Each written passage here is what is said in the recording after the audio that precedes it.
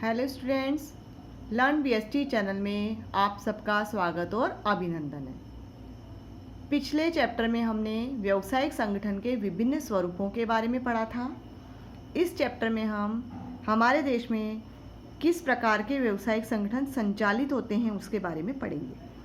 हमारे देश में छोटे बड़े औद्योगिक, व्यापारी, निजी और सरकारी सभी प्रकार के व्यावसायिक संगठन संचालित होते हैं और ये सभी संगठन हमारे दैनिक जीवन की जो आवश्यकता है उनको पूरा करते हैं, इसलिए हमारे दैनिक जीवन को प्रभावित करते हैं। इसलिए हमारे देश की अर्थव्यवस्था को दो भागों में बांटा गया है, यानी हमारे देश की मिश्रित अर्थव्यवस्था है, क्योंकि यहाँ पर निजी स्वामित्व और सरकारी स्वामित्व दोनों ही प्रकार के व्यावसायिक उद्यम संचालित होते हैं।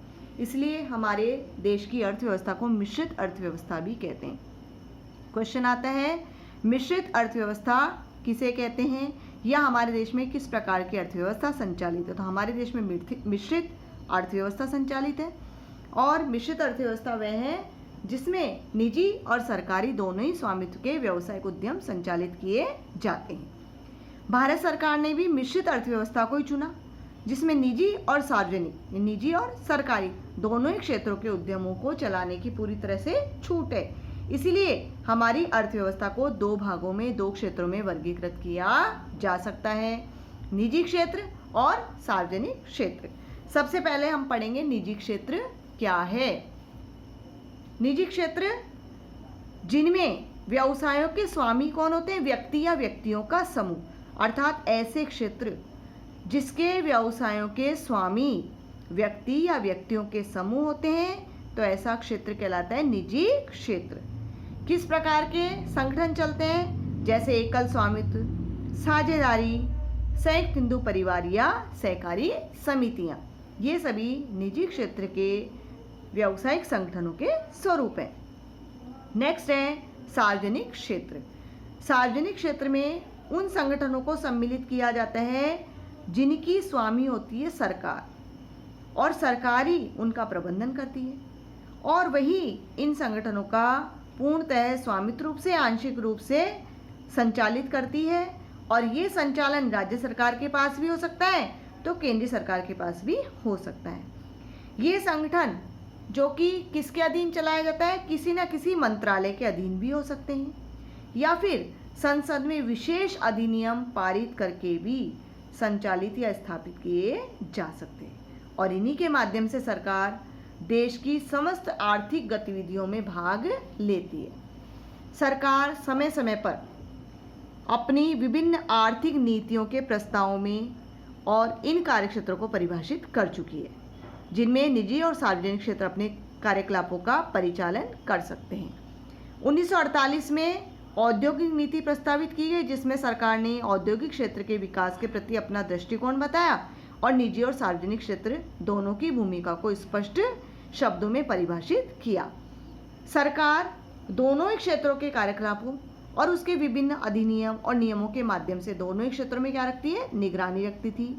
1956 की जो औद्योगिक नीति का प्रस्ताव था, उसमें सार्वजनिक क्षेत्र के लिए भी विकास और औद्योगिकरण की दर में तेजी लाने के उद्देश्य से कुछ लक्ष्य निर्धारित किए गए।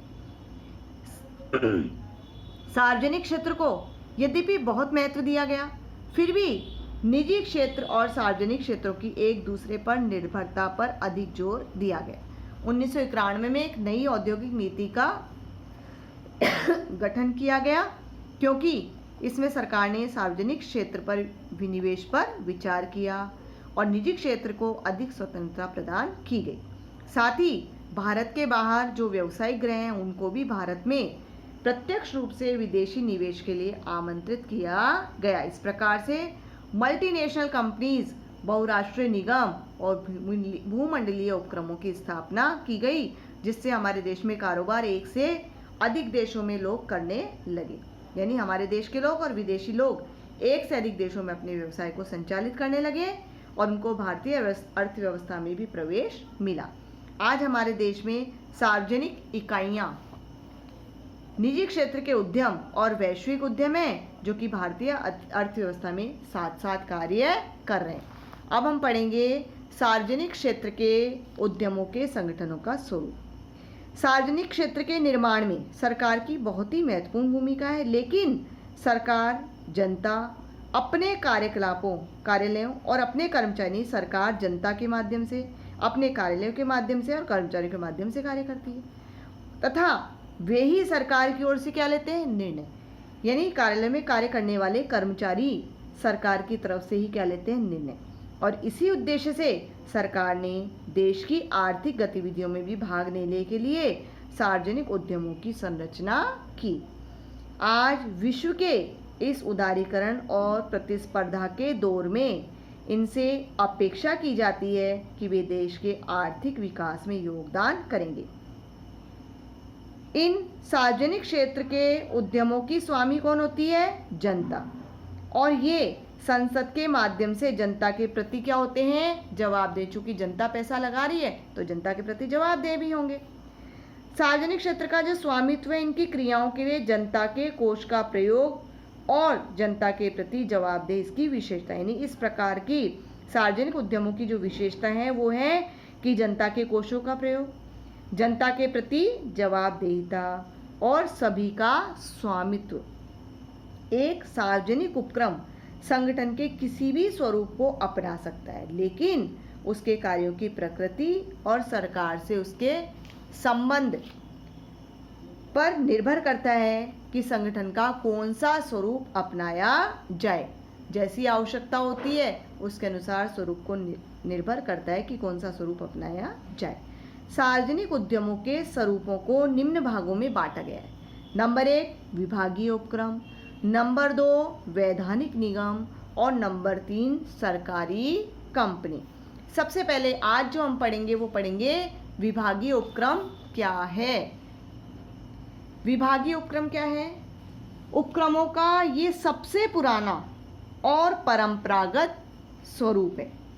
इसमें उपक्रम को किसी भी मंत्रालय के एक विभाग के रूप में स्थापित किया जाता है। जैसे रेलवे डिपार्टमेंट रेलवे मंत्रालय के अधीन कार्य करता है और यह मंत्रालय का ही एक पार्ट होता है या उसका क्या होता है, विस्तार माना जाता है। सरकार इन्हीं विभागों के माध्यम से कार्य करती है और ये सरकार की गतिविधियों के महत्वपूर्ण भाग होते हैं। अर्थात विभागीय उपक्रम वे होते हैं जो किसी भी मंत्रालय के एक विभाग के रूप में या उस मंत्रालय के एक भाग के रूप में या उसके विस्तार के रूप में स्थापित किए जाते हैं और इन्हीं विभागों के माध्यम से सरकार कार्य करती है, अपनी गतिविधियों को पूरा करती है। इनका गठन स्वायत्त यानी ऑटोनॉमी या स्वतंत्र संस्था के रूप में नहीं किया जाता, क्योंकि इनका अपना स्वतंत्र वैधानिक अस्तित्व नहीं होता, सरकार के द्वारा स्थापित किए जाते हैं। ये सरकार के अधिकारियों के माध्यम से कार्य करते हैं। सरकार के जो बड़े बड़े अधिकारी होते हैं, आईएएस अधिकारी वगैरह, इनके माध्यम से कार्य करते हैं। और इनमें कार्यरत कर्मचारी कौन से कर्मचारी कहलाते हैं? सरकारी कर्मचारी। ये उपक्रम संचालित किए जाते हैं तो केंद्र के द्वारा या राज्य सरकार के अधीन संचालित किए जा सकते हैं तथा इनमें केंद्रीय और राज्य सरकारों के नियम लागू होते हैं। इन उपक्रमों के जो उदाहरण है जैसे रेलवे है, डाकतार है, ठीक है, ये सभी विभागीय उपक्रमों के उदाहरण हैं जिसके माध्यम से सरकार विभिन्न क्रियाओं को संचालित करती है। अब हम पढ़ेंगे इन उपक्रमों की क्या क्या विशेषताएं हैं। नंबर 1, धन कहाँ से आता है? सरकारी खजाने से। और इसमें जो आय होती है अर्थात इसका जो अर्जित राजस्व होता है वो भी कहाँ जमा होता है? सरकारी खजाने में। इसके नियोजन के लिए सरकार बजट बनाती है। आपने देखा होगा कि जब बजट की घोषणा की जाती है तो रेलवे मंत्रालय भी अपने बजट को बताता है कि हम रेलवे पर कितना खर्च करेंगे, कौन कौन सी सुविधाएं नहीं देंगे, कौन कौन सी रेल नई संचालित की जाएगी। नेक्स्ट है लेखांकन और अंकेक्षण पर भी नियंत्रण लागू होते हैं। यानी अन्य सरकारी क्रियाओं पर जो नियंत्रण के नियम है वही नियंत्रण के नियम लेखांकन और अंकेक्षण के इस पर भी लागू होते हैं, अर्थात इन उपक्रमों पर भी लागू होते हैं। नेक्स्ट, यहाँ कार्यरत कर्मचारी कौन होते हैं? सरकारी कर्मचारी। अर्थात इसमें काम करने वाले कर्मचारियों को भी सरकारी कर्मचारी कहते हैं और इनकी भर्ती भी ठीक उसी तरह होती है जैसे सरकारी कर्मचारियों की होती है और वे ही सेवा की शर्तें जैसे सरकारी कर्मचारियों की सेवा शर्तें होती है वे सेवा शर्तें यहाँ पर भी होती है। सरकार के सीधे तौर पर सरकार के अधीन कर्मचारी होते हैं और इनके जो हेड होते हैं अर्थात इनके जो मुखिया हैं वो होते हैं आईएएस अधिकारी या फिर नागरिक सेवा के अधिकारी। इनका जो ट्रांसफ़र होता है वो ट्रांसफ़र भी एक मंत्रालय से दूसरे मंत्रालय में हो सकता है। जैसे आपने देखा होगा वित्त मंत्रालय में जो वित्त मंत्रालय के वित्त मंत्री थे वो कभी किसी और सेवा में अर्थात विदेशी मंत्रालय में भी नियुक्त किए जाते हैं, अर्थात एक मंत्रालय से दूसरे मंत्रालय में इनका स्थानांतरण किया जा सकता है। ये चूंकि सीधे मंत्रालय के नियंत्रण में होते हैं इसलिए सरकारी विभाग का प्रमुख उपमंडल भी माने जाते हैं। नेक्स्ट, किसके प्रति जवाबदेह होते हैं? चूंकि मंत्रालय के अधीन काम करते हैं तो मंत्रालय के प्रति ही जवाबदेह होते हैं और इनका प्रबंधन भी कौन करता है? मंत्रालय ही करता है। नेक्स्ट है इसके लाभ। सबसे पहला लाभ है प्रभावी नियंत्रण सुगम। संसद के द्वारा स्थापित किया जाता है इसलिए संसद के लिए इनका प्रभावी नियंत्रण करना सुगम या आसान होता है। नेक्स्ट है उच्च स्तर की सार्वजनिक जवाबदेही। इसमें कार्यरत सभी कर्मचारियों की जवाबदेही उच्च स्तर की होती है और सार्वजनिक अर्थात जनता के प्रति सुनिश्चित होती है। इसमें अर्जित आगम कहा जाती है सीधे सरकारी खजाने में, इसलिए सरकार की आय का भी क्या है? ये प्रमुख स्रोत है। नेक्स्ट, सुरक्षा की दृष्टि से तो राष्ट्रीय सुरक्षा की दृष्टि से इनको सबसे अधिक उपयुक्त माना जाता है क्योंकि सीधे मंत्रालय के नियंत्रण में और निरीक्षण में होते हैं। जब भी तो हम कई बार कहते हैं कि रेलवे की यात्रा हमारे लिए सुरक्षित है क्योंकि रेलवे मंत्रालय के द्वारा ये नियंत्रित और निरीक्षण किया जाता है। नेक्स्ट है इसके सीमाएं या दोष।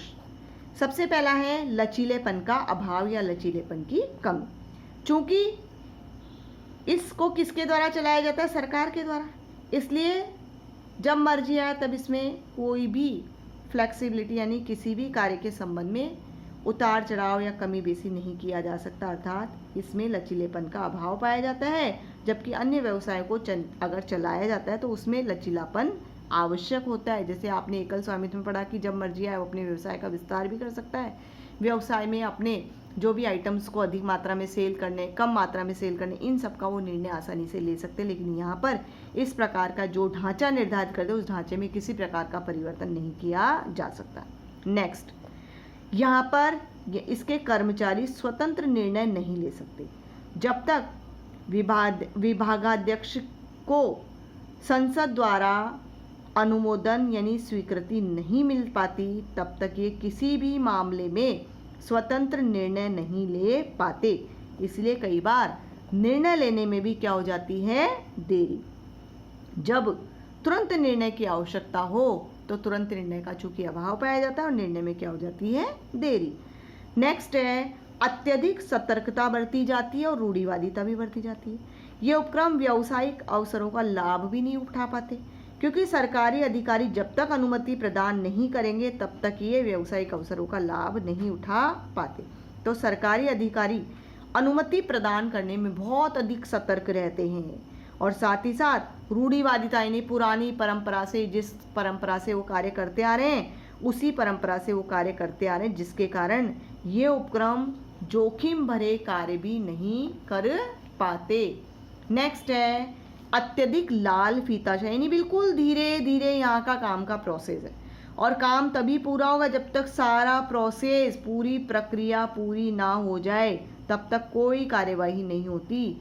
तो यहाँ पर दिन प्रतिदिन के कार्यों में अत्यधिक क्या है? लाल फीताशाही तथा उचित प्रक्रिया के पूरा होने पर ही कोई भी कार्यवाही प्रारंभ हो सकती है। कई बार आपने देखा होगा पेंशन विभाग में पेंशन के लिए कर्मचारी दर दर भटक रहे हैं जिनको पेंशन की आवश्यकता है, जो रिटायर हो चुके हैं और बहुत लंबे समय बाद उनका ये सारा कार्य पूर्ण, क्योंकि सभी काम धीमी गति से होता है। नेक्स्ट, राजनीतिक हस्तक्षेप। चूंकि इसको मंत्रालय के माध्यम से संचालित किया जाता है इसलिए जो भी राजनीतिक पार्टी होती है उसका इस पर हस्तक्षेप रहता है। नेक्स्ट, उपभोक्ताओं की आवश्यकताओं के प्रति संवेदनशील भी नहीं होते और इनके द्वारा जो सेवाएं दी जाती है वो सेवाएं भी पूर्ण नहीं होती बल्कि अपर्याप्त होती है। इसीलिए क्योंकि ये किसके द्वारा चलाए जा रहे हैं? सरकार के द्वारा, और वहीं से जो भी आदेश होता है उसी आदेश के अनुसार ये समस्त सेवाओं को प्रदान करते हैं। ओके स्टूडेंट्स, विभागीय उपक्रम को आप ध्यान से पढ़िए, समझिए, बार बार इस वीडियो को देखिए। अगर आपको समझ आती है तो प्लीज़, अगर आपने अब तक लाइक और सब्सक्राइब नहीं किया है तो लाइक और सब्सक्राइब भी कीजिए। इससे पहले हमने पिछले 2 पाठों की वीडियोस भी आपको सेंड कर दी है, अगर आपने नहीं देखी है तो उसे भी आप देखिए। Okay, thanks.